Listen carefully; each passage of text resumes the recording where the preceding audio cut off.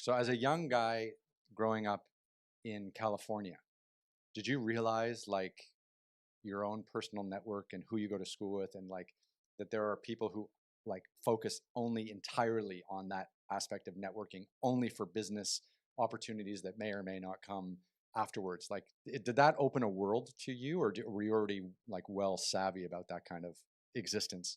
Honestly, I think for me, I just kind of fly by the seat of my pants sometimes. And I went to Columbia in New York. So going there, you learn pretty quickly how the world works, how those kinds of relationships work. And you see the hierarchy of things living in New York and going to school with a lot of legacies and children of alumni, but then also, kind of learning what Columbia and all the other Ivy League schools are about. So you went from small town California as a Korean immigrant, South Korean immigrant, to Columbia.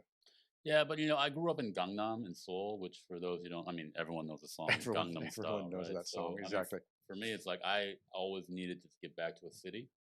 Um, I was 6 or 7 when I left, but like, back in the day in the 80s, like kids run around like headless chickens, right? Like I remember just running around Seoul, like in Gangnam, like when I was a kid. And then to be stuck in like this very small town here in Northern California, it was a huge culture shock. Sure. So going back to a bigger city in New York, I think for me, it was just, it felt like home. Okay. The first day I remember stepping off the plane, walking up and down Broadway, like 110th Street, and